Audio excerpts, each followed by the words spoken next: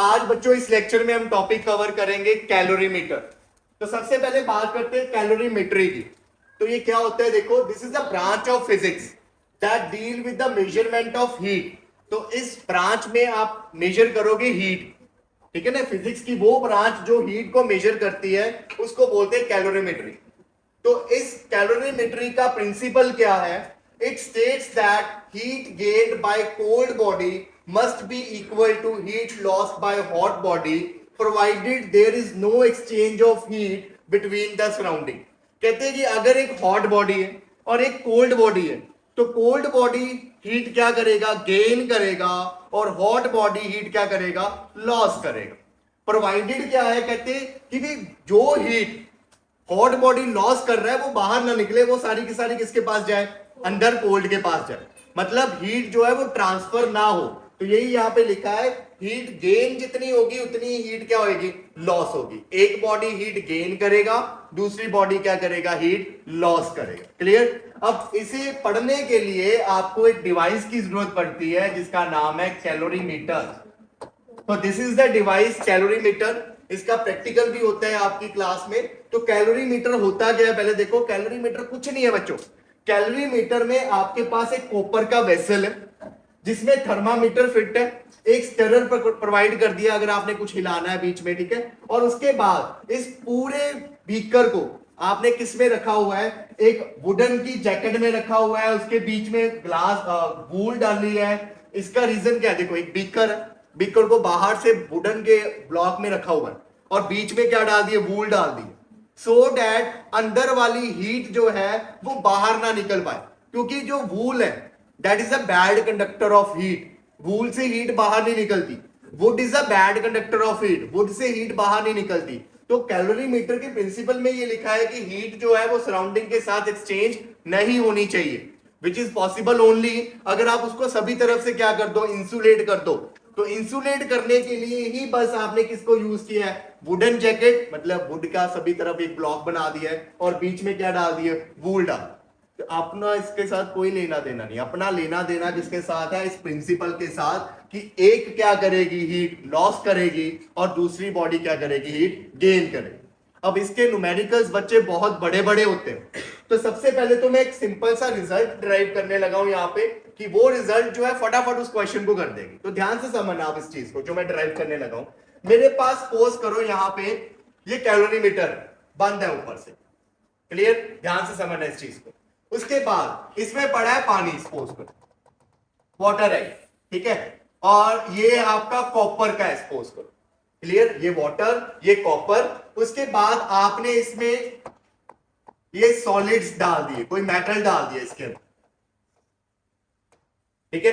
पानी था, पानी में आपने मेटल डाल दिया।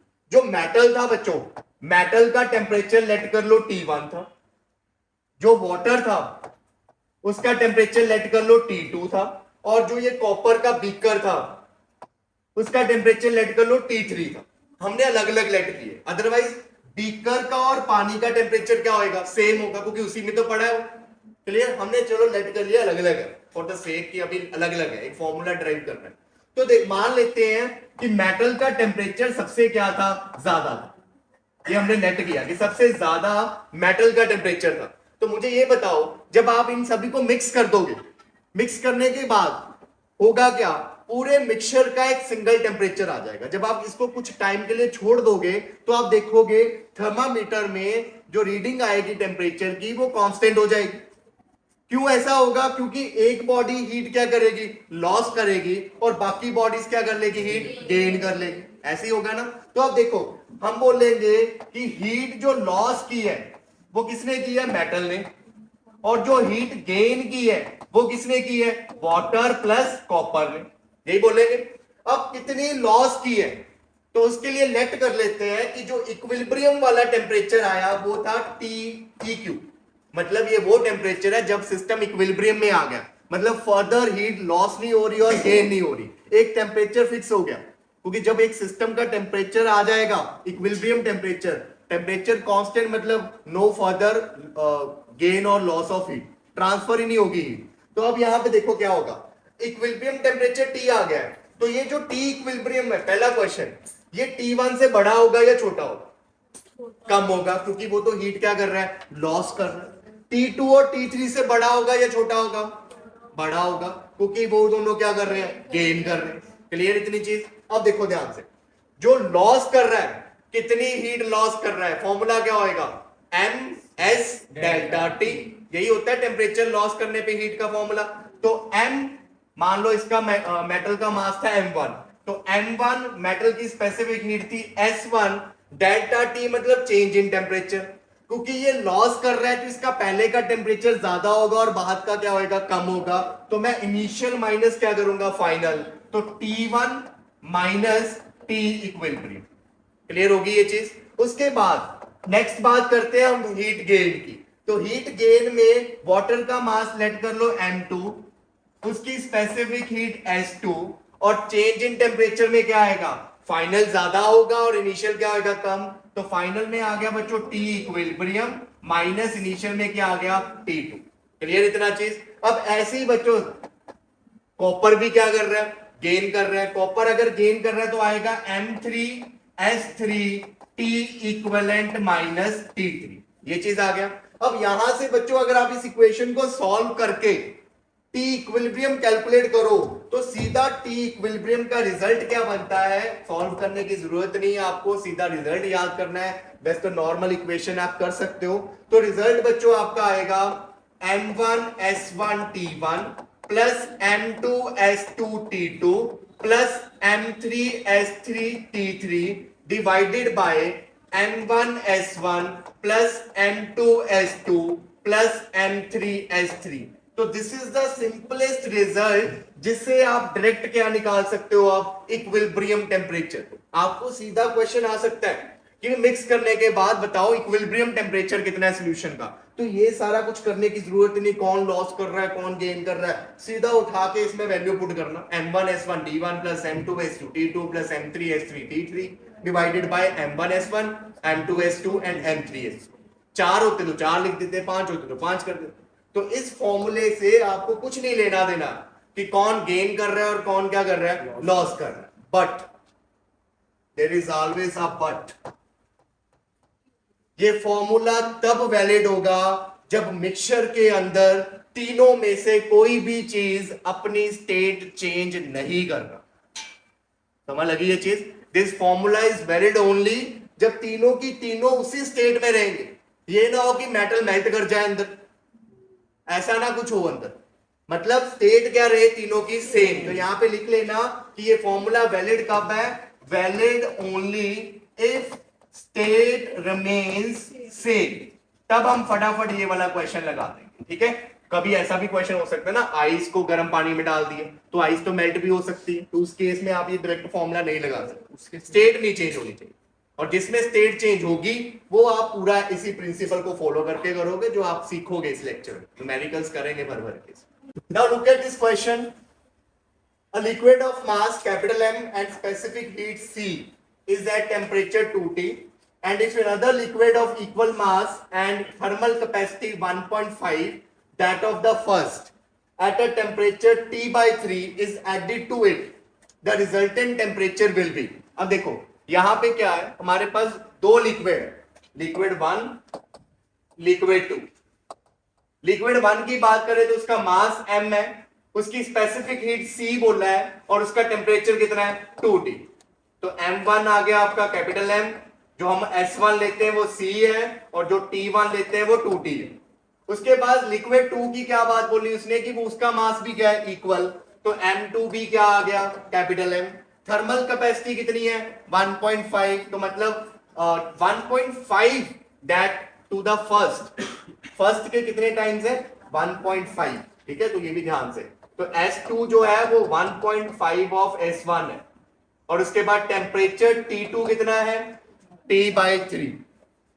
अब आपसे पूछा है रिजल्टेंट टेम्परेचर बताओ, मतलब क्या है, इक्विलिब्रियम टेम्परेचर मिक्स करने के बाद तो हमारे पास सीधा फॉर्मूला है इक्विलिब्रियम टेम्परेचर का M1S1T1 plus M2S2T2 upon M1S1 plus M2S2।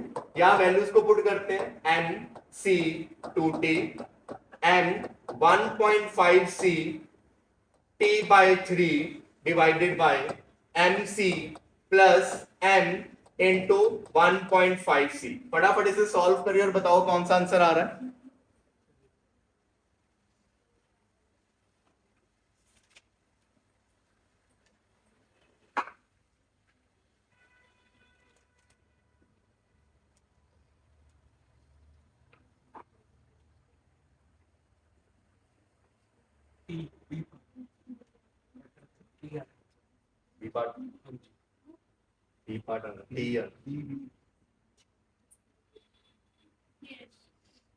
T आ रहा है सबका, टी आ रहा है आंसर। MM कॉमन निकाल के काट दो, CC कॉमन निकाल के काट दो आप पहले तो आप देखिए पहले तो ऊपर से MC और T कॉमन निकल जाएगा तो बचा 2 प्लस 1.5/3 डिवाइडेड बाय नीचे से MC कॉमन 1 प्लस 1.5, ये चीज आ गई। ये MC कट गया बच्चों। उसके बाद आपके पास बचा T, यहां पे एलसीएम ले लो, 3 2 6 प्लस 1.5 या डिवीजन कर दो, यहाँ पे सीधा डिवीजन करेंगे 0.5 आ जाएगा, है ना। 3 5 15 तो 0.5, तो दिस इज 2.5 और नीचे भी कितना है 2.5 कट गया, ये यहाँ पे आंसर कितना आ गया T, तो this is your answer. Clear ये चीज। In an experiment on specific heat of metal, एक एक्सपेरिमेंट किया हमने, मेटल की स्पेसिफिक हीट फाइंड करनी है आपने। A 0.2 kg block of metal at 150 degree Celsius is drop in copper calorimeter। आपने क्या किया, एक मेटल लिया, उसको आपने ड्रॉप किया कैलोरीमीटर के अंदर। ये जो मेटल था आपके पास स्टार्टिंग में, इस मेटल का जो मास आपको गिवन है दैट इज 0.20 kg। इसको कन्वर्ट कर दो ग्राम में तो ये बन गया 200 ग्राम। क्लियर ये चीज। अब इसका जो टेम्परेचर था, इनिशियल टेम्परेचर, वो कितना है 150 डिग्री सेल्सियस। तो इसका इनिशियल टेम्परेचर T इनिशियल को लिख दिया मैंने 150 डिग्री सेल्सियस। क्लियर ये चीज, मेटल की इंफॉर्मेशन आ गई। अब उसके बाद देखो फिर उसने बोला जब आपने इसको कैलोरीमीटर में ड्रॉप किया तो कैलोरीमीटर में क्या पड़ा था, 150 सेंटीमीटर क्यूब ऑफ वाटर पड़ा था। तो कैलोरीमीटर के अंदर वाटर है, तो वाटर का जो मास है वो हमें चाहिए। हमें तो वाटर की क्या गिवन है, वॉल्यूम। तो वाटर की वॉल्यूम से मास कैसे निकलेगा, डेंसिटी इनटू वॉल्यूम। अब क्योंकि वॉल्यूम सेंटीमीटर क्यूब में है तो आपको पता होना चाहिए मास की जो वाटर है, वाटर की डेंसिटी सेंटीमीटर क्यूब में होती है 1 ग्राम पर सेंटीमीटर क्यूब, और वॉल्यूम कितनी है 150 सेंटीमीटर क्यूब। तो ये कितना बन गया 150 ग्राम। और टेम्परेचर इनिशियल कितना था वाटर का 27 डिग्री सेल्सियस। तो इनिशियल इसका यहाँ पे 27 डिग्री सेल्सियस। अब उसके बाद बच्चों यहाँ पे एक वर्ड लिखा है वाटर इक्विवेलेंट। वाटर इक्विवेलेंट का मतलब कैलोरीमीटर भी हीट क्या करेगा, गेन करेगा। और क्या रहा है बेसिकली, जब आपने ये ब्लॉक को नीचे फेंका तो ये बहुत गर्म था, इसका टेम्परेचर सबसे ज्यादा है। नीचे पानी था, पानी का टेम्परेचर कम था। कैलोरीमीटर का टेम्परेचर कितना होगा, जितना पानी का टेम्परेचर है उसके अंदर। तो जब ये ब्लॉक अंदर जाएगा तो ब्लॉक में से हीट क्या होगी, लॉस होगी, और वाटर प्लस कैलोरीमीटर उससे हीट क्या करेगा, गेन करेगा। तो कैलोरीमीटर का भी कंसीडर करना पड़ेगा हीट। तो इसलिए थर्ड बॉडी यहाँ पे कौन आई, कैलोरीमीटर। तो कैलोरीमीटर का कितना मास है, क्या आपको मास गिवन है कैलोरीमीटर का, नहीं, सिर्फ क्या गिवन है, वाटर इक्विवेलेंट। इसका मतलब आपको पिछले लेक्चर में करवाया था कि आप जो अब हीट निकालोगे कैलोरीमीटर की, वो किसके साथ कंपेयर करोगे, वाटर के साथ। जितनी हीट ये कैलोरीमीटर गेन करेगा उतनी ही हीट कौन गेन करेगा, 0.025 kg वाटर। इसका मतलब कैलोरीमीटर के केस में मास आप कितना ले लोगे, 0.025 kg, मतलब कितने ग्राम, 25 ग्राम।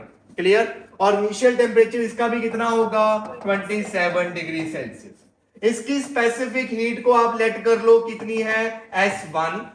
इसकी स्पेसिफिक हीट को आप लेट कर लो S2, और पानी की कितनी होती है 1 कैलोरी पर ग्राम पर केल्विन।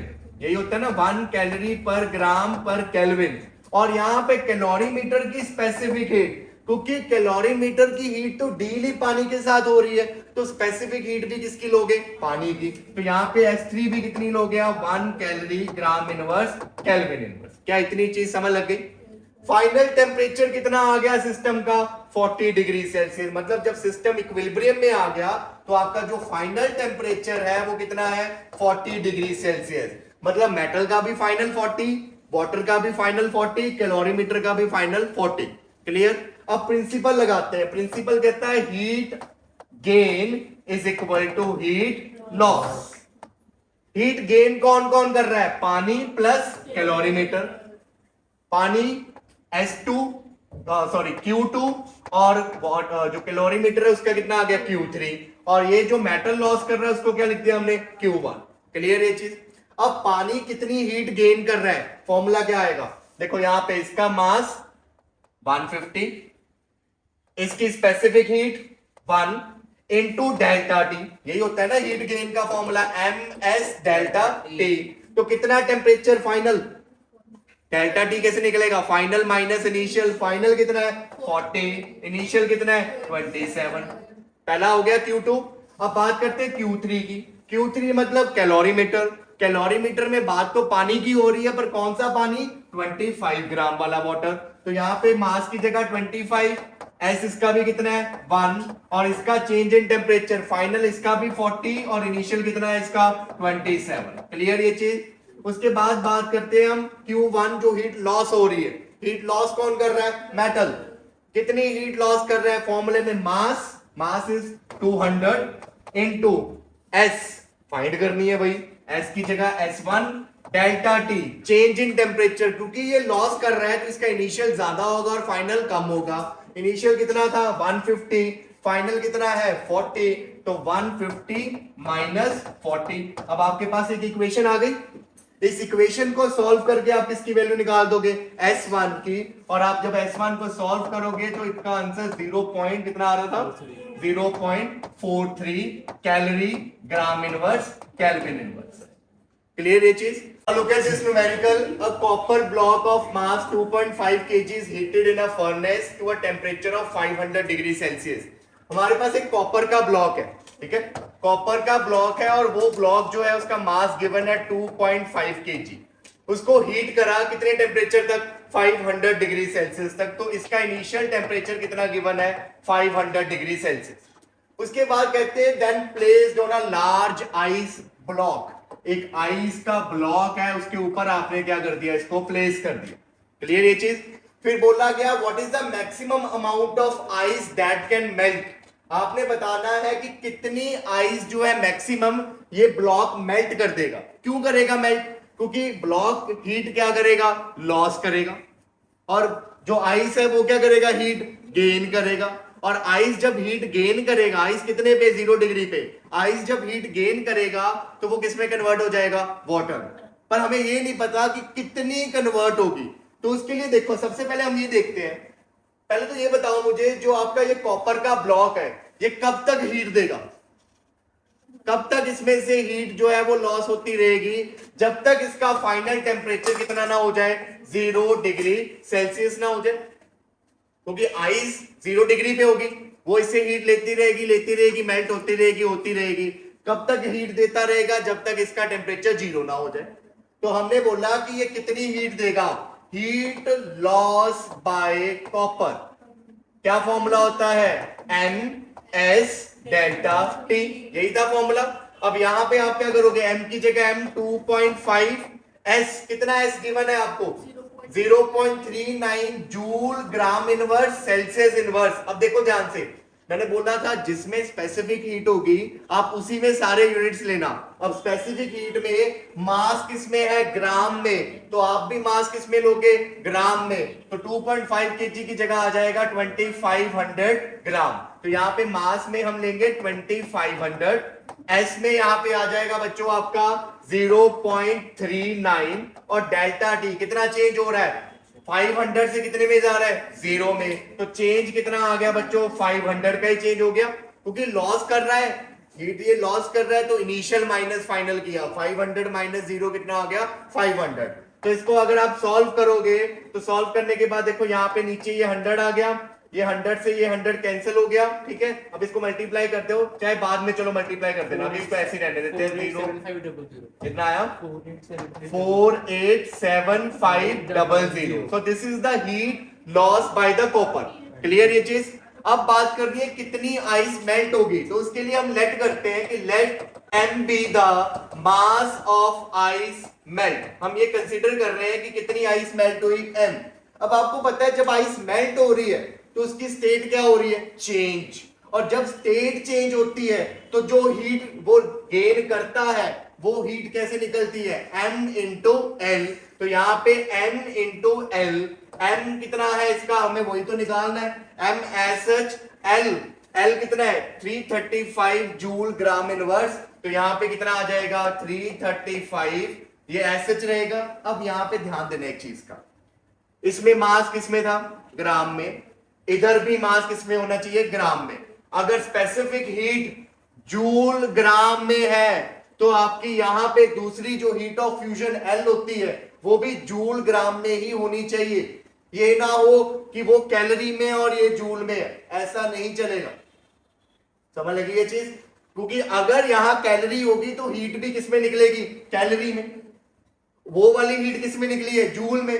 तो फिर कैसे कंपेयर कर सकते हो, कंपेयर तो तब होगा जब यूनिट क्या होंगे, सेम। तो ये याद रखना, सारे सेम यूनिट्स में हो। मैंने पहले भी बोला है न्यूमेरिकल इजी होंगे, यूनिट्स कन्वर्जन में फंसेंगे। क्लियर ये चीज। तो मास दोनों में इजी क्वेश्चन है, उसने पहले ही ग्राम में करके दी। तो यहां पे अब ये हीट आ गई जो उसने क्या किया, गेन की है। अब आपको पता है कैलोरीमीटर के प्रिंसिपल के according heat gain is equal to heat loss. तो हीट गेन जो है वो कौन कर रहा है, आइस। तो आइस ने हीट गेन की m इंटू 335 और लॉस की किसने, कॉपर ने कितनी 487,500। यहां से अब इसको कर दो डिवाइड और इससे आपको पता चल जाएगा कि कितनी हीट कितना मास आइस का मेल्ट हुआ। तो कितना है आंसर 1455.22 ग्राम। केजी में कन्वर्ट करना है तो डेसिमल 1000 से डिवाइड कर देंगे तो 1.45 केजी आता है। क्लियर ये चीज। Now look at this question again. This is an NCERT question. A child running a temperature of 101 degree Fahrenheit is given an antipyrin, a medicine that lowers fever. एक बच्चा था जिसको 101 डिग्री फ़ारेनहाइट टेम्परेचर था, तो उसने medicine ले ली। कौन सी medicine, antipyrine. आप अगर डोलो लेते हैं, डोलो ले ली इसमें, ठीक है। तो उसके कारण क्या हुआ कि उसकी बॉडी में से एवेपोरेशन का रेट जो है वो इंक्रीज हो गया। एवेपोरेशन मतलब क्या, स्वेट आना शुरू होगा, वेपोरेट होगा, पानी अंदर से बाहर आएगा, स्वेट आ जाएगा। तो स्वेटिंग होनी शुरू हो गई जिसके कारण वेपोरेशन से, और फीवर कितना डाउन हो गया, 98 डिग्री फ़ारेनहाइट डाउन हो गया। ठीक हो गया, मतलब वो डोलो खा के उसका टेम्परेचर डाउन हो गया। कितने मिनट्स लगे उसको, 20 मिनट। अपनी वाली डोलो को थोड़ा टाइम लगता है, ये जल्दी कर दिया, अपना को तो 1-2 घंटे लग जाते हैं, ठीक है। तो बोला कि कितना रेट है वेपोरेशन का जो ड्रग ने किया। रेट ऑफ वेपोरेशन का मतलब क्या है कि कितना स्वेट जो है वो निकला है कितने टाइम में। रेट का मतलब तो यही होता है। तो सबसे पहले तो यही देखना पड़ेगा कि कितनी स्वेट निकली है बाहर। अब उसके बाद ये लिखा गया कि assume that the vaporation mechanism to be the only way by which heat is loss. सिर्फ किसके वे से हीट लॉस हुई है, वेपोरेशन से। और किसी मेथड से हीट जो है बच्चे ने लॉस नहीं की। मतलब फीवर का लॉस होने का कारण, कम होने का कारण क्या है, सिर्फ वेपोरेशन। चाइल्ड का मास गिवन है 30 KG. Specific heat human body की सेम है जितनी पानी की है बोली, और लेटेंट हीट ऑफ इवेपोरेशन दी है 580 कैलोरी ग्राम इनवर्स। अब देखो ध्यान से क्वेश्चन में, पहले तो चाइल्ड की बात करते हैं। चाइल्ड का जो मास गिवन है दैट इज 30 केजी।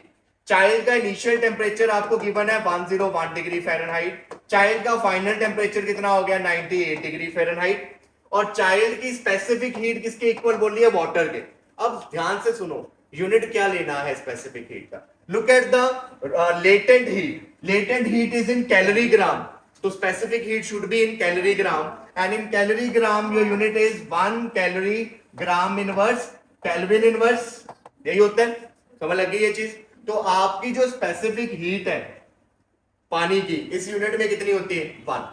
इतना समझ लग गया सबको, क्लियर है ये चीज। अब उसके बाद वेपोरेशन क्यों हुई, वेपोरेशन में पानी जो है वो किसमें कन्वर्ट हुआ है, स्टीम में, है ना।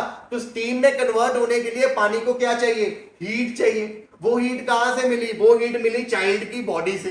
तो चाइल्ड ने हीट क्या की है? गेन की है जो लॉस की है? लॉस की है। तो कितनी लॉस की है पहले वो निकालते हैं। हीट लॉस बाय चाइल्ड, जिसको हमने क्यू लिख दिया, फॉर्मूला आएगा M S delta T. M कितना आएगा यहाँ पे? M should be in gram, kg में नहीं होगा, ग्राम में होगा। तो यहाँ पे ये बन गया 30 इंटू 10⁻³ ग्राम। तो ये आ गया 30 इंटू 10⁻³ एस की जगह 1। अब यहां देखो डेल्टा टी, ध्यान से देखना, डेल्टा टी की बारी है। मैंने बोला था केल्विन में चेंज और सेल्सियस में चेंज टेम्परेचर का क्या होता है? Same, but only for these two scales. यहां पे कौन सा स्केल है? फ़ारेनहाइट। हमें किसमें चाहिए? केल्विन में। फ़ारेनहाइट का चेंज केल्विन में सेम नहीं होता, फ़ारेनहाइट का चेंज सेल्सियस में सेम नहीं होता। और अगर आपको याद हो, थोड़ी सी कॉपी अगर पीछे करोगे, तो जिस दिन मैंने फर्स्ट लेक्चर टेम्परेचर का करवाया था, उस दिन पहला न्यूमेरिकल भी वही करवाया था मैंने आपको, जिसमें मैंने चेंज का क्वेश्चन करवाया था सेल्सियस एंड फ़ारेनहाइट में। तो कुछ याद है कितना होता था? Change in Celsius scale is 5/9 of change in Fahrenheit scale. याद है ना ये चीज? ये पहला ही क्वेश्चन होगा आपका, चेंज इन सेल्सियस। और आपको पता है जितना सेल्सियस में चेंज होता है उतना ही किसमें होता है? केल्विन में। क्लियर ये चीज? तो यहाँ पे 5/9 डेल्टा है। फ़ारेनहाइट में कितना चेंज आया उसके टेम्परेचर में? 101 माइनस 98। तो ये सॉल्व करके बताओ कितना चेंज आ गया? 5/3। तो 5/3 चेंज आया है केल्विन स्केल में। तो यहाँ पे जो अब आप डेल्टा टी पुट करोगे, वो डेल्टा टी कितना पुट करोगे? 5/3। तो इसलिए ये क्वेश्चन इंपॉर्टेंट है, क्योंकि हमें अब आदत पड़ जाती है कि जिस मर्जी स्केल में हो टेम्परेचर चेंज सेम ही रहता है और हम वही कर देते हैं। बट वो वैलिड है सिर्फ केल्विन एंड सेल्सियस में, फ़ारेनहाइट में वो वैलिड नहीं है। क्लियर ये चीज? अब ये वैल्यू को उठाया, यहाँ पे पुट किया, ये गया यहाँ पे, तो ये आ गया 5 इंटू 10⁻⁴।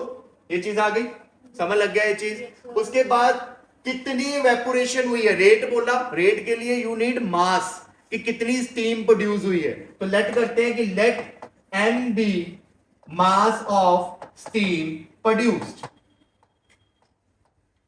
है ना? एम मास है जो स्टीम में, पानी जो है वो स्टीम में प्रोड्यूस हुई, उसका कितना मास है? एम। और आपको पता है जब भी स्टीम प्रोड्यूस होगी, वाटर ने स्टीम में जाना है, उस केस में जो हीट होगी वो कौन सी होगी? M into L, latent heat वाली। तो यहाँ पे m इंटू एल कौन सी? L फॉर वेपोरेशन, वेपोराइजेशन वाली। तो यहाँ पे m इंटू 580। तो ये दोनों हीट कैलोरीमीटर के according Q1 and Q2 should be equal. Heat loss is equal to heat gain, ये दोनों इक्वेट कर दो। m into 580 is equal to 5 into 10⁻⁴। Solve करो, पहले बताओ मुझे कितना आया ये। सॉल्व करने के बाद बच्चों इसका आंसर आ रहा है 86.2 ग्राम। और आपसे पूछा क्या है? ध्यान से देखना, आपसे पूछा है rate of evaporation. Rate of evaporation का मतलब होता है बच्चों मास अपॉन टाइम। मास कितना है? 86.2 और टाइम कितना लगा था? 20 मिनट्स। तो 20 से डिवाइड कर दो इसको, तो कितना आंसर आ जाएगा बताना जल्दी। 2 4 8, 2 3 6, 2 1 2, 4.3 ग्राम पर मिनट। यूनिट्स वही लिए जिसमें था, मास ग्राम में है तो ग्राम आया, और टाइम मिनट में है तो मिनट में आया। अगर एमसीक्यू क्वेश्चन हुआ ये और आपका रेट केजी पर सेकंड में हुआ, तो आप मास को कन्वर्ट करना केजी में और टाइम को कन्वर्ट कर देना सेकंड में। तो इट डिपेंड्स कि ऑप्शन में कौन सा यूनिट है। ये तो थ्योरेटिकल था, इसलिए ग्राम पर मिनट भी मैंने लिखा। Clear? Now look at this question. A 10 kilowatt drilling machine is used to drill a bore in a small aluminium block of mass 8 kg. एक ड्रिलिंग मशीन है जिसकी किलोवाट क्या होता है? पावर। तो पावर आपको गिवन है उसकी 10 किलोवाट, जिसकी हेल्प से आप क्या कर रहे हो? एक बोर को आप एक होल समझ लो यहाँ पे, ठीक है? होल कर रहे हो आप एक एल्यूमिनियम के ब्लॉक में, जिसका मास गिवन है 8 kg। तो मास आपको गिवन है एल्यूमिनियम का 8 kg। How much is the rise in temperature of block in 2.5 minutes? Time कितना बोला उसने? 2.5 मिनट्स। तो 2.5 मिनट्स में कहते बताओ कितना टेम्परेचर जो है ब्लॉक का वो बढ़ जाएगा, assuming 50% of power is used in heating the machine itself और लॉस टू द सराउंडिंग। सिर्फ कितने परसेंट यूज हो रहे हैं, कहते हैं 50% जो है मशीन अपने आप को गर्म कर रही है या क्या कर रही है, सराउंडिंग में लॉस कर रही है। तो एल्यूमिनियम को कितनी मिल रही है, अगर 50% पावर वो लॉस ही कर रहा है तो एल्यूमिनियम के लिए कितनी पावर बची बोर करने के लिए, 50%। क्लियर ये चीज? तो 50% पावर से ही वो क्या करेगा, हीट करेगा। अब देखो होता क्या है यहां पे होगा ये, जब आप इस पे होल करोगे तो आपको पता है कि पावर किसके इक्वल होता है, पावर का फॉर्मूला क्या होता है, एनर्जी अपॉन टाइम। तो power is energy upon time. तो यहां से एनर्जी क्या आ गया, पावर इंटू टाइम। क्लियर ये चीज? ये जो एनर्जी है ये एनर्जी किस में कन्वर्ट होगी, हीट में। Heat is the form of energy. तो यहां पे हम बोलेंगे energy transferred by this machine is equal to heat gain by aluminium. यही होगा, जितनी आपकी ये ड्रिलिंग मशीन एनर्जी देगा वो एनर्जी वो क्या कर लेगा, गेन कर लेगा। क्लियर ये चीज? अब उसके बाद देखो, क्या पूरी की पूरी एनर्जी यूज हो रही है, नहीं हो रही, क्योंकि पूरी की पूरी पावर नहीं यूज हो रही। कितने परसेंट यूज हो रही है, 50। तो हम यहां पे 50% यूज करेंगे। 50%, 50 तो लॉस हो गई थी, तो 50% is equal to heat gain. Heat gain by aluminium का फॉर्मूला MS डेल्टा टी। उसने यही तो पूछा कि कितना टेम्परेचर में राइज आएगा, मतलब उसने डेल्टा टी पूछा है, चेंज इन टेम्परेचर। तो यहां पे 50% मतलब 50/100 इंटू ई की जगह पावर इंटू टाइम। यहाँ पे m की जगह मास कितना गिवन है आपको एल्यूमिनियम का, 8 kg में है। तो यहाँ पे देखो जूल ग्राम इनवर्स है, तो किसमें चाहिए, ग्राम में। तो 8 kg नहीं, यहाँ पे क्या आएगा 8000 ग्राम। तो बार बार बोल रहा हूं क्वेश्चन इजी है, यूनिट कन्वर्जन में ध्यान रखना। यहां आ गया 0.91 इंटू डेल्टा टी। ये यहाँ पे पावर की जगह पावर की वैल्यू किलोवाट है, power should be in SI units, तो वॉट में होना चाहिए। यहां पे क्या कर देंगे हम, 10 इंटू 10 की पावर 3 किलो को वॉट में कन्वर्ट करने के लिए। क्यों मैंने वॉट में किया, क्योंकि यहां जूल था ना, एनर्जी जूल में, तो power should be in what, तो पावर को वॉट में कर दिया। टाइम आपको कितना गिवन है, 2.5 minute, it should be in second. SI में काम करना है, तो 2.5 मिनट का मतलब 2.5 इंटू 60। तो यहाँ पे सारी वैल्यूज को पुट करो, ये आ गया आपका हाफ, यहाँ पे आ गया 10 की पावर 3 और 1 कितना हो गया 4। यहाँ पे आ गया 2.5 into 60, this is again 8000 into 0.91 into delta T. Solve it to find delta T, जो हमसे पूछा गया है राइजिंग टेम्परेचर। करो सॉल्व। तो इसको सॉल्व करने के बाद आपका जो डेल्टा टी आ रहा है दैट इज 103, क्योंकि एस में डिग्री सेल्सियस था, तो डेल्टा सी में भी क्या, डेल्टा टी में क्या आएगा, डिग्री सेल्सियस। ठीक है, तो change in temperature is 103 degree Celsius. इतना टेम्परेचर एल्यूमिनियम का क्या हो जाएगा, चेंज हो जाएगा। इसी क्वेश्चन में वो आपको फाइनल टेम्परेचर भी बोल सकता था। तो आपको पता है डेल्टा टी किसके इक्वल होगा, T final minus T initial. Final निकालने के लिए वो आपको इनिशियल जरूर देते, तो आप इनिशियल पुट करते, उसको उधर जाके प्लस करते और आपके पास क्या आ जाता, फाइनल टेम्परेचर आ जाता। Clear? Now look at this question, AIPMT का क्वेश्चन है। An electric kettle takes 4 ampere current at 220 volt. आपको करंट गिवन है 4 एम्पियर, आपको वोल्टेज गिवन है 220 volts. How much time will it take to boil 1 kg of water from temperature 20 degree Celsius. इसके अंदर, kettle के अंदर क्या डाला है, ये केटल मान लो, इसके अंदर क्या डाल दिया आपा, इसके अंदर है वाटर, कितना kg, 1 kg। उस वाटर का इनिशियल टेम्परेचर कितना गिवन है आपको, 20, और बॉयल करना है तो फाइनल कितना होगा, 100 डिग्री सेल्सियस। क्लियर? अब वो अपने आप तो बॉयल होएगा नहीं, उसको क्या चाहिए, हीट एनर्जी चाहिए। वो हीट एनर्जी कौन देगा, केटल देगा। अब केटल कितनी एनर्जी देगा वो और कितने टाइम में करेगा वो पूछा है, तो हम मान लेते हैं कि let it boils the water in T seconds, कि T सेकेंड्स में जो केटल है उसने क्या कर दिया, पानी को बॉयल कर दिया। तो T सेकेंड में जो एनर्जी यूज्ड हुई केटल की वो कितनी होगी। एनर्जी का फॉर्मूला 10th में पढ़ के आए हो, energy is power into time ना। और पावर क्या होता है, पावर इज वेरी इंपॉर्टेंट, मतलब पावर V इंटू क्या होता है, I, P is equal to VI, power is very important. तो VI इंटू क्या आ गया, T। तो ये एनर्जी जो है वो कैटल क्या कर रहा है, लॉस कर रहा है, किसको दे रहा है, पानी को। तो energy loss by cattle, energy loss by cattle ये वाली आ गई VIT, और energy gain by water, water ने गेन करना है। तो वाटर ने देखो बॉयल करने को बोला उसने, सिर्फ स्टीम नहीं बनानी है, सिर्फ 100 तक लेके जाना है उसको। तो यहां पे एनर्जी गेन बाय वाटर क्या होगी, एनर्जी मतलब हीट, कंफ्यूज ना होना, हीट इज आल्सो एनर्जी। तो उसका फॉर्मूला MS डेल्टा T, और कैलोरीमीटर के अकॉर्डिंग ये वाली एनर्जी और ये वाली एनर्जी दोनों क्या होनी चाहिए, सेम। तो Q1 इक्वल टू कर दो Q2, यहाँ पे VIT is equal to MS delta T, यहां से टाइम आ गया MS delta T by VI। Mass आपको 1 kg गिवन है। एस स्पेसिफिक हीट की value 1 calorie gram inverse kelvin inverse, ये होती है CGS में।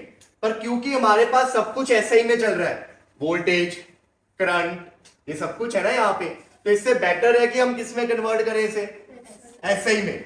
तो SI में आपको करना क्या पड़ेगा, बेसिकली कैलोरी और ग्राम को किस में कन्वर्ट करना पड़ेगा, जूल और केजी में। और आपको ये मैंने पहले ही सिखाया है कि स्पेसिफिक हीट की वैल्यू अगर आपने SI में लेनी है तो वो नियर अबाउट 4200 हो जाती है। वैसे तो क्या होती है 4186, पर हम नियर अबाउट जो लेते हैं वो हम क्या ले लेंगे 4200, क्योंकि मैंने बोला था ना कि 1 जो कैलोरी है उसमें 4.2 जूल होते हैं नियर अबाउट, और 1 ग्राम में कितने होंगे, ग्राम इनवर्स है ना, तो ग्राम इनवर्स में कितने होते हैं हमारे 1000 kg इनवर्स होते हैं।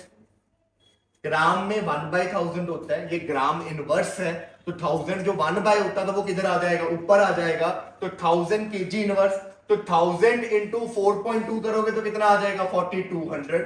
या आप सीधा याद कर सकते हो कि अगर आपने SI में लेनी है तो आपको ये वैल्यू लेनी पड़ेगी। क्लियर ये चीज। अब ये उठा के यहां पुट करो 4200 delta T, change in temperature is 100 minus 20 is 80, नीचे V की जगह आ गया 220, I की जगह 4, सॉल्व करने के बाद आंसर कितना आया 381.8, ये आया सेकेंड्स में। Options are in minutes, so divide it by 60।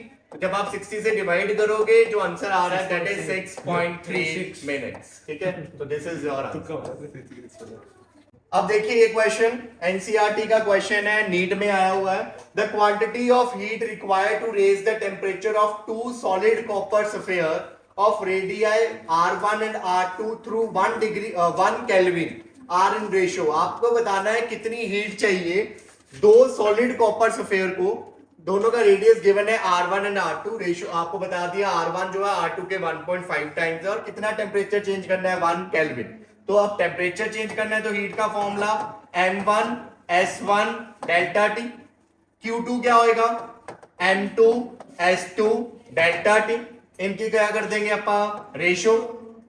अब देखो रेशो में क्योंकि टेम्परेचर का चेंज दोनों में सेम है, 1 केल्विन कट जाएगा, क्योंकि मटेरियल सेम है कॉपर कॉपर के, तो स्पेसिफिक हीट भी क्या हो जाएगी, कट जाएगी, because it depends on the nature of material.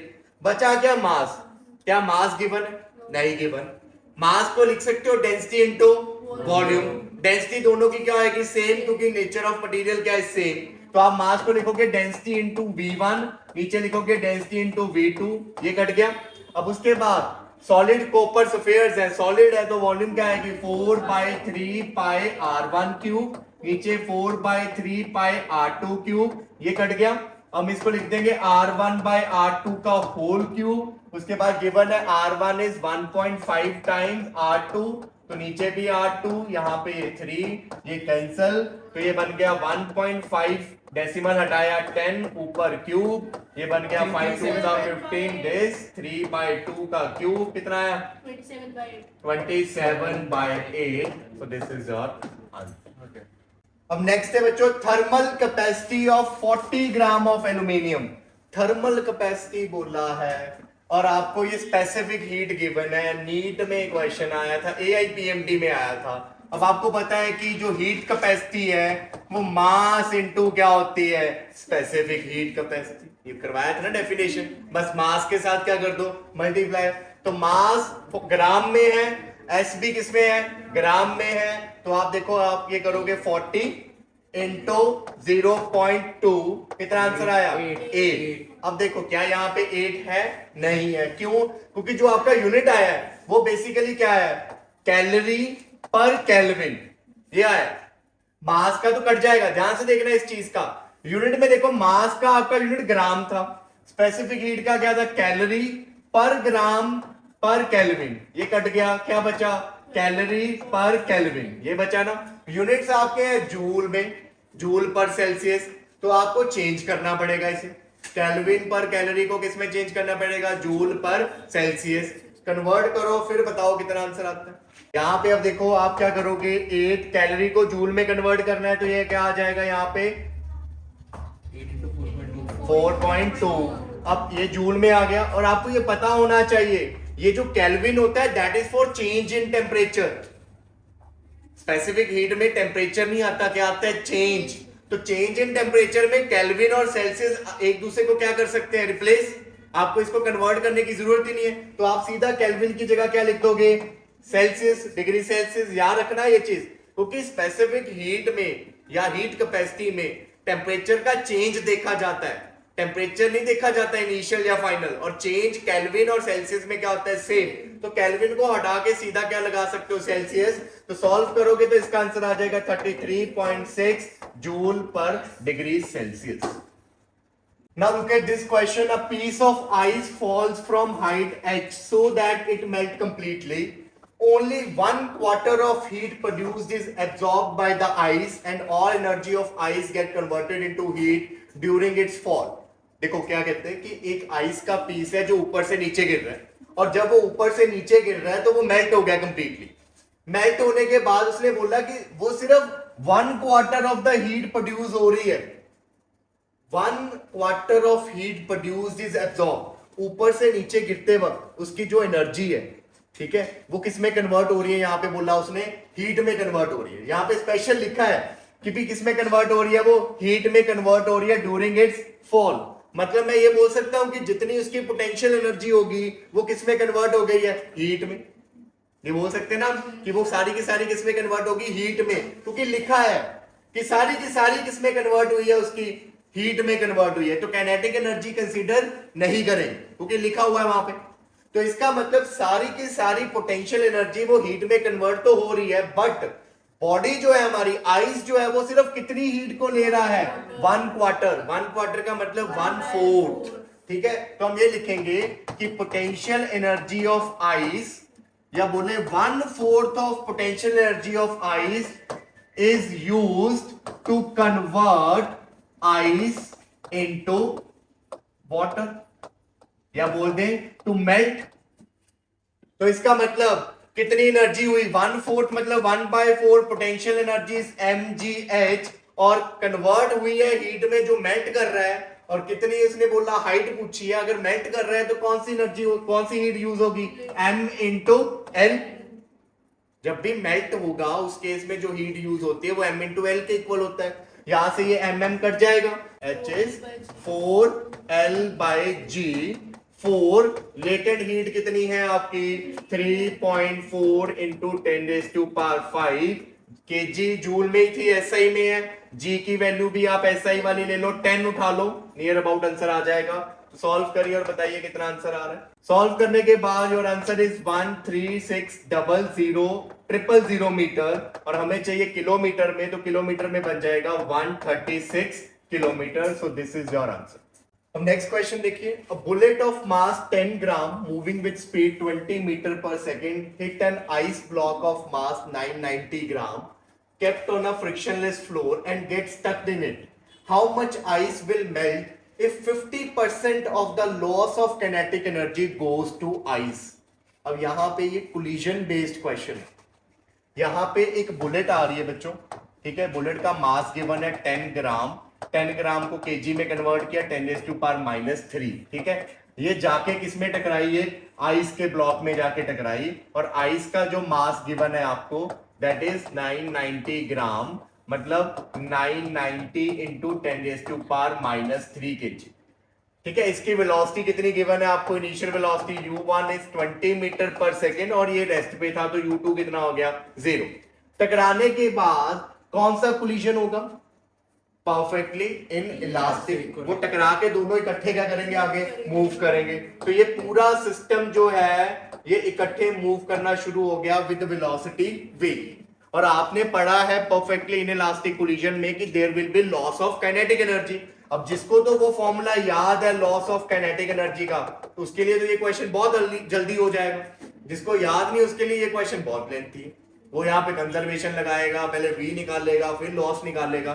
तो हमें ये फॉर्मूला याद था, क्या था, 1/2 m1 m2 upon m1 plus m2 u1 minus u2 का स्क्वायर। यहाँ पे उसके बाद हाफ m1 की जगह बात करें तो मास इज 10 × 10⁻³ तो 10 × 10⁻³ m2 की बात करें अगर तो दैट इज 990 × 10⁻³ नीचे दोनों ऐड होने, जब आपने इन दोनों को ऐड करना है बच्चों तो दोनों में 10⁻³ कॉमन निकल जाएगा तो 10 बचेगा इधर से और उधर से 990 मतलब कितना हो गया 1000। तो ऐड करके नीचे आ गया 1000 और 10⁻³ ऐसा जी इसके साथ कट गया। और u1 कितना है आपका, u1 इज 20, u2 कितना है 0। तो यहां पे इसको सॉल्व करोगे आपके पास लॉस इन काइनेटिक एनर्जी आ जाएगा, वो आप खुद सॉल्व करना, मैं सिर्फ आइडिया देने लगा हूं कि इसके बाद करना क्या है। तो इतनी काइनेटिक एनर्जी लॉस की, let it be x, solve करके ये x आ गई, आप इसको सॉल्व कर देना। अब क्वेश्चन क्या बोल रहा है कि 50% जो काइनेटिक एनर्जी लॉस हुई है उसका सिर्फ 50% किसमें हेल्प कर रहा है, आइस को मेल्ट करवाने में हेल्प कर रहा है। तो ये जो x है इसका सिर्फ कितना परसेंट यूज हो रहा है, 50%। तो 50% of x is used to melt ice, यही बोला ना कि 50% क्या हो रहा है, मेल्ट कराने में हेल्प कर रहा है। तो सारी की सारी पता नहीं होगी या नहीं होगी, तो पूछा गया कि कितनी मेल्ट होगी, हम लेट कर लेते हैं कि let m be mass of ice melt. तो x का 50% जो होगा वो किसके इक्वल होगा, that is equal to heat required to melt the ice, और आइस को मेल्ट करने के लिए जो हीट यूज होती है that is equal to m into l। L की वैल्यू आपको दी है या नहीं दी, नहीं दी तो आपको याद होनी चाहिए लेटेंट हीट की, ठीक है, लेटेंट हीट ऑफ फ्यूजन। यहां वैल्यू को पुट करना, अदरवाइज गिवन ही होती, यहां वैल्यू को पुट करोगे और किसकी वैल्यू आ जाएगी, m की वैल्यू आ जाएगी। तो बस डिफरेंट वेज करके क्वेश्चन कर रहे हैं। किसी पिछले क्वेश्चन में डायरेक्ट बोल रहा था ये गर्म बॉडी हीट दे रही है, इन क्वेश्चंस में जो अगले क्वेश्चंस आ रहे हैं कॉम्पिटिटिव के उनमें थोड़ा सा तोड़ मरोड़ हो रहा है, एक में ऊपर से गिर रहा है, एक में क्या हो रहा है कोलिजन हो रहा है, ठीक है, ऐसे क्वेश्चंस है। अब इस लास्ट क्वेश्चन से हम वीडियो को एंड करेंगे, सबसे मुश्किल क्वेश्चन है इस पूरे लेक्चर का आज का, ठीक है, थोड़ा सोचने वाला क्वेश्चन है। अगर नहीं करवाऊंगा तो आप इस क्वेश्चन को सीधा करने बैठ जाओगे और आंसर को 100% गलत करके आओगे। क्या है इस क्वेश्चन में, ऐसा देखो, कहते आइस एट -20 डिग्री सेल्सियस, हमारे पास आइस अवेलेबल है -20 डिग्री सेल्सियस पे, कहते उसको ऐड किया आपने पानी में, तो आइस को हमने पानी में ऐड किया और कितने ग्राम वाटर है, 50 ग्राम, इसमें आपने आइस को ऐड कर दिया, clear.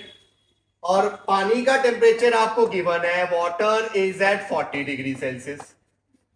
When the temperature of mixture reach to 0 degree Celsius, temperature कितने पे पहुंच गया, 0 पे, तो पानी किसने पे पहुंच गया होगा, 0 पे, क्लियर ये चीज। तो कहते बताओ कि it is found that 20 gram of ice is still unmelted, 20 gram ice अभी भी क्या है, बची हुई है। कितनी थी हमारे पास टोटल, पता ही नहीं हमें कितनी थी, पर इतना पता है कि भी अभी कितनी बच गई है, हमारे पास 20 ग्राम आइस बच गई है। तो the amount of ice added to water was close to dash, आपने ये बताना है कि आपने कितनी आइस डाली थी जब आइस कितने टेम्परेचर पे थी, -20। अब कितने पे होगा, मिक्सचर सारा कितने पे आ गया, 0 डिग्री सेल्सियस। अब ध्यान से समझना, बच कितनी गई है, 20 तो बच चुकी है। इस क्वेश्चन को कैसे करते हैं, देखो आइस पूरे मिक्सचर का टेम्परेचर कितना है, 0 डिग्री सेल्सियस। क्या सारी की सारी आइस मेल्ट हुई, नहीं हुई, बच गई। अभी तक आपने पीछे ऐसे क्वेश्चन किए ही है, कितनी आइस मेल्ट हुई, तो हर बार सारी हो ऐसा जरूरी नहीं है। तो सबसे पहले तो आइस जो है वो कितने पे थी, -20। क्या वो सीधे मेल्ट हो जाएगी, नहीं होगी, पहले वो किस में जाएगी, आइस एट 0 डिग्री सेल्सियस। मान लो हमारे पास टोटल आइस x ग्राम थी, इसको हीट कौन देगा, वाटर देगा। वाटर का टेम्परेचर कितना है, 40 डिग्री। तो हीट तो लॉस कौन करेगा, वाटर, गेन कौन करेगा, आइस। तो पहले हीट गेन हुई जिससे x ग्राम आइस जो है वो किसमें कन्वर्ट हो गई, आइस एट 0 डिग्री। क्या सारी की सारी कन्वर्ट हुई होगी, यस। बच्चे मेल्टिंग का प्रोसेस तब होगा जब सारी की सारी आइस किसमें पहुंचेगी, 0 पे। ये नहीं कि भी आप बोलो सिर्फ 20x में से सिर्फ छोटा सा हिस्सा ही होगा जो 0 पे पहुंचा और उसके बाद मेल्ट हुआ, नो, 0 तक तो पूरी आइस ने पहुंचना है। यही गड़बड़ होता है कंसेप्ट। आपका सोचना था कि बस जितनी मेल्ट हुई है उतनी ही -20 से 0 गई होगी। पहले जब हीट मिल रही है तो सारे हीट लेंगे और कितने पे पहुंचेंगे, 0 पे। अब क्या हुआ, x ग्राम 0 पे पहुंच गया। अब स्टेप नंबर 2 क्या है कि इस x ग्राम में से कितनी बच गई है, 20 ग्राम बच गई है ना, 20 ग्राम तो लेफ्ट है। तो मेल्ट कितनी हुई है, x -20, 20 ग्राम तो वैसी की वैसी पड़ी है, x की टोटल 20 ग्राम पड़ी है, तो मेल्ट कितनी हो गई, x -20। तो स्टेप 2 में जो आइस 0 डिग्री सेल्सियस में थी पूरी, उसमें से सिर्फ x -20 ग्राम आइस जो है वो किसमें कन्वर्ट हुई है, वाटर में कन्वर्ट हुई है। कितने डिग्री, 0 डिग्री सेल्सियस। यहां पे हीट लगी Q2। तो ये दोनों Q1 प्लस Q2 हीट, ये हीट चाहिए किसको, आइस को। और ये हीट देगा कौन, this heat will be given by water. तो heat loss by water, M, इसको लिख देते हैं QL लॉस के लिए, NS डेल्टा T। पानी का मास कितना गिवन है आपको, 50 ग्राम, और S कितना है, 1 कैलोरी ग्राम पर सेल्सियस या पर केल्विन। डेल्टा T कितना है, 40 - 0 इज 40, कितना आ गया ये, 5 4 20, 2000 कैलोरी आ गया। तो इतनी हीट लॉस हुई है पानी ने। हीट गेन करें, अब हीट गेन में Q1 किसके इक्वल होगा, Q1 हीट ने इसे क्या किया है, टेम्परेचर को चेंज किया है। तो इसमें फॉर्मूला कौन सा लगेगा, MS डेल्टा T, यही लगेगा। डेल्टा T में 0 -20, फाइनल टेम्परेचर 0 है, इनिशियल कितना है, -20, तो डेल्टा T तो 20 आ जाएगा। और Q2 में क्या लगेगा, Q2 में हीट जो है वो स्टेट कन्वर्ट कर रही है, तो क्या आएगा, M × L। मास में कितना मास आएगा, x -20। यहां पे मास में कितना मास आएगा, x। तो यहां पे आप x लिख दोगे मास की जगह, और यहां पे मास की जगह x -20 × L। इन दोनों को करोगे इक्वेट आप, हीट रिक्वायर्ड बाय आइस और हीट लॉस बाय वाटर। तो यहां पे आप Q1 प्लस Q2 को इक्वल कर दोगे किसके, QL के। तो यहां वैल्यूज को पुट करते हैं, XS delta T x -20L और QL की जगह 2000। X हमने निकालना है, S is specific heat of ice, specific heat of ice is 2.1 joule gram degree Celsius. अब देखो वो जूल में है, जूल में है ना, हमारी जो हमने जो उसकी भरी है, वाटर की भरी है, वो किसमें भरी है, कैलोरी में। तो इसको भी किसमें करते हैं, कैलोरी में। तो जूल को कैलोरी में करने के लिए 4.2 के साथ क्या करोगे, डिवाइड करोगे।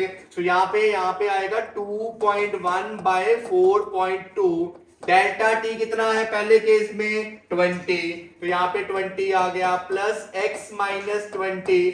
लेटेंट हीट कितनी गिवन है हमें, तो लेटेंट हीट ऑफ फ्यूजन पानी की कितनी है, 334 जूल। ये भी जूल में है, किसमें कन्वर्ट करोगे, कैलोरी में। तो किसके साथ डिवाइड, 4.2, यहाँ पे क्या आ गया, 2000। क्लियर। तो या इसको सॉल्व करने के बाद आपका x आएगा और वो x किस में निकलेगा, ग्राम में निकलेगा, क्योंकि हमने वाटर का मास भी किस में लिया है, ग्राम में। तो ये आप पे छोड़ रहा हूं, आप बताना इसमें से क्या आंसर आता है। क्लियर? तो this is very important question.